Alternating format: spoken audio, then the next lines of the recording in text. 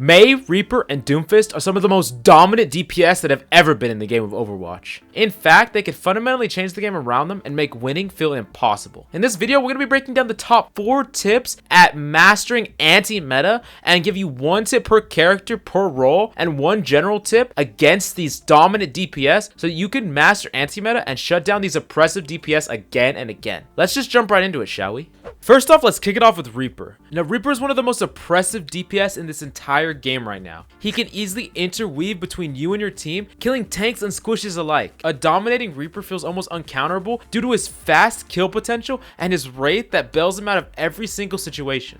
Due to Reaper's low skill floor, he can dominate almost any rank, and a lot of the tanks and supports in particular feel almost helpless at stopping a Reaper. Reaper is not only unfun to play against, he can create some of these non-games where, well, simply no matter what you do, you lose team fights again and again to a single Reaper. Now, firstly, let's kick it off with our general tip, which is simple. Focus fire and try to force the Wraith and then punish them collectively as a team. The best way that you could do this is by calling when the enemy Reaper has Wraith and where he's trying to retreat to. Honestly, in a complicated team fight, not everyone knows when the Reaper has Wraith, so it's best to assume that the Reaper does have it first of all, and second of all, if you can call when the enemy Reaper has already used Wraith, it can allow your DPS or off tank to adequately punish the Reaper with that extra known information. This is extremely vital when trying to shut down a Reaper, as well as any specific flanks the Reaper's trying to take. Information is key because Reaper thrives on that lack of information, so don't give him disadvantage against you and your team. Moving on to our next tip, this one is for support. What you need to do as a support is really try to keep track of Reaper's movements so you can call Reaper when he's approaching before he is on you. Many times in ranked matches, a support will really call out when a Reaper is on them, but it's simply too late. Reaper's time to kill is so fast, if you call out that you need help when the Reaper's already on you, no one will be able to help you in time. Don't put it on your DPS or tanks to be hyper aware of the Reaper that's coming after you. Usually, it's too late for someone to peel for you if the Reaper's already doing damage, so do your best and try to keep track of where he's teleporting, where he's routing to, and where he is at all time, so that you can position yourself accordingly in a place where it's hard for him to get to you, and you can ask for peel ahead of time before the Reaper is in lethal damage because it only takes him seconds in order to shut you down. Now for the next tip for tank, when Reaper runs away with Wraith, you can aggressively take space. A lot of times a Reaper will come into your team and when you force him away, he'll Wraith back into the enemy team. This is your opportunity in order to push up without fearing your backline from getting dove. How many times have you tried to push in only for a Reaper to get a couple picks in your backline and y'all lose the team fight? When the Reaper already has used these resources, it's the perfect time to push forward. And don't forget to save abilities for his engage upon you. Also, if you're a shield tank, you can easily try to shield dance and use your abilities to navigate around him. Things like kinetic grasp or dancing a Rhine shield around him make him harder to kill you, and all you need is to prevent death as much as possible while the rest of your team slowly focus him down. In that way, he has to retreat. The longer you can stay alive and the harder you make it for that Reaper to kill you, the more value you'll get and the easier it will be for your team to shut him down. Now for the third and final tip at shutting down a Reaper, this is for the DPS. Make sure and identify the playstyle of the enemy Reaper. If he's trying to always engage your tanks, you may need to simply just peel and not be proactive with flanking.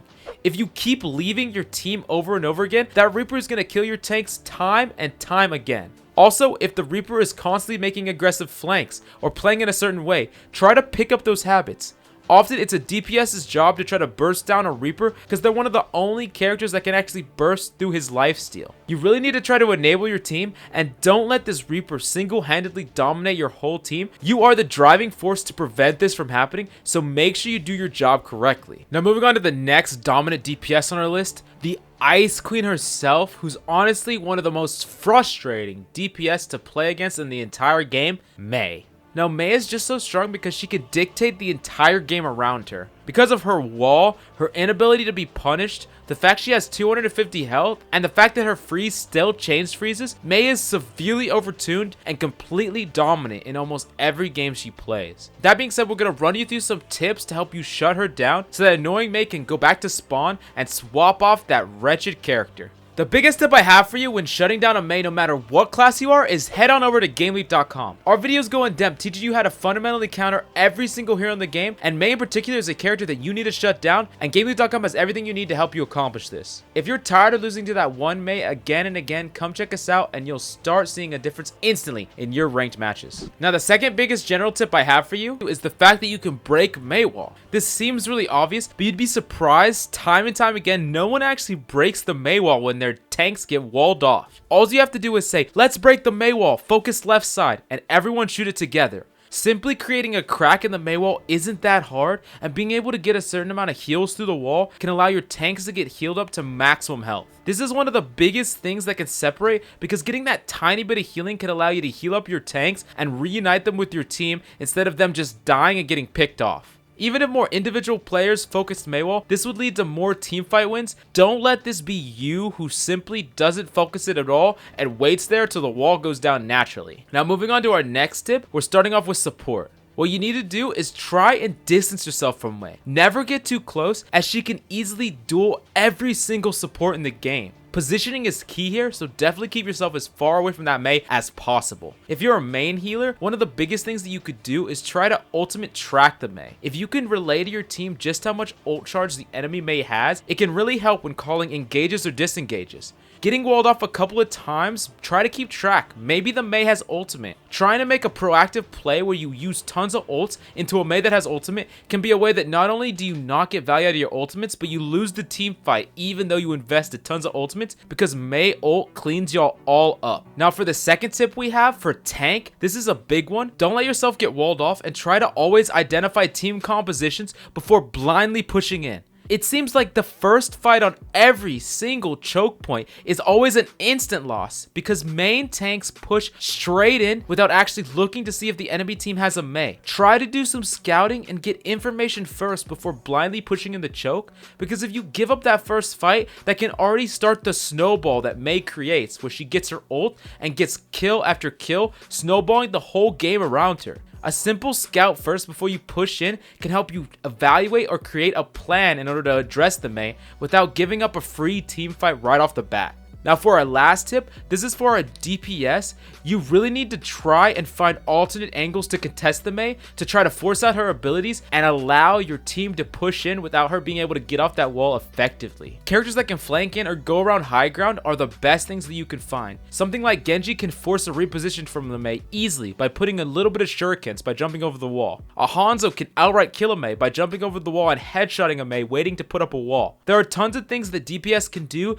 to force a Mei to play in uncomfortable positions where she can't get the wall out effectively. Definitely do this, because this is one of your primary jobs. Poking and prodding the Mei and putting pressure on her can allow her to mess up and give you an opportunity to push in as a team. Now the last DPS is the one that I'm sure all of you are waiting for, the most loved DPS in the entire game, Doomfist. All jokes aside, Doomfist is the most dominant DPS we've seen in a long time. He's capable of getting one-shots and being effective through double shield, so Doomfist dominates tons of ranked matches and is extremely frustrating to play against. The best general tip we have against Doomfist is track his cycles. I said it time and time again, Doomfist has a cycle of engage plus disengage with his abilities and reset. If you can do some preliminary damage or scout out where the Doomfist is before he comes in onto your team, it makes it much harder for him and he has to restart his cycle already. A Doomfist that's already taken a lot of damage can't start his cycle and has to wait until he gets healed up before he continues his cycle. This can interrupt his cycle of engage and disengage, because often the places he's engaging from are not with his team. Now moving on to the first tip we have for support, you need to really save peel abilities before he engages. This includes things like sleep, bash, or Lucio boop. Often a Doomfist will engage onto your Orisa after she uses Fortify, so make sure that you have one of these abilities off cooldown for when the Doomfist tries to engage. Keep in mind the reasoning behind the Doomfist engage, and try to not use these abilities before the Doomfist already engages plus disengages. Essentially what I'm saying is, if you waste these abilities without an actual purpose, the Doomfist can easily capitalize and you'll have nothing to stop him from killing you, your tanks, or your entire team.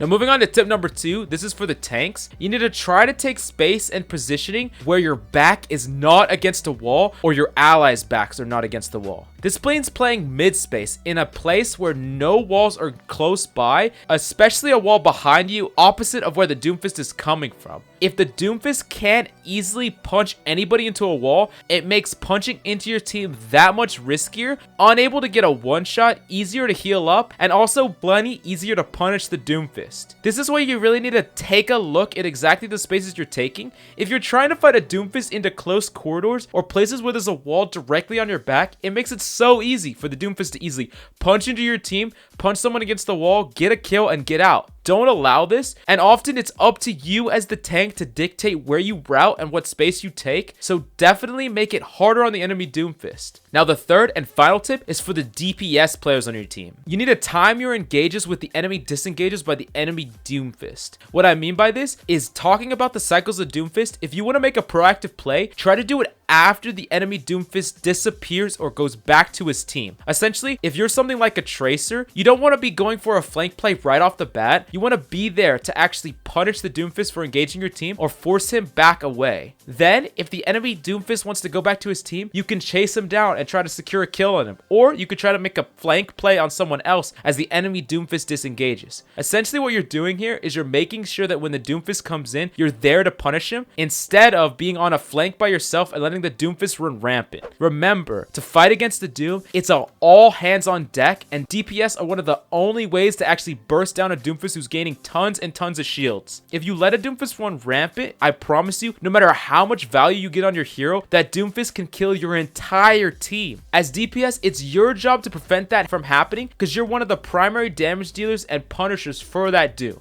Often, killing the enemy Doom is enough to clear up tons of space for you and your team and easily win a team fight just by playing a punishing playstyle on the Doom. The other way to effectively shut down Doomfist consistently is checking out GameLeap.com. We have some of the best in-depth guides that can tell you how to counter each and every problematic hero you come across. Mei, Reaper, Doom, you name it. GameLeap.com has in-depth guides over any role that can help you shut down these heroes again and again. You don't have to take my word for it. We offer a 10-day money-back guarantee, so come check us out and I hope to see you there. Anyways, that is all I have. These are all the tips I have so you could dominate the top 3 DPS, Doom, Mei, and Reaper. I hope these tips have been helpful in helping you shut down these dominant, oppressive DPS. Anyways, if you have any questions, please leave them in the comments down below, as well as any video concepts, ideas, or VOD reviews. I would love to make them. Just let me know. I'm Coach Mills, and until next time.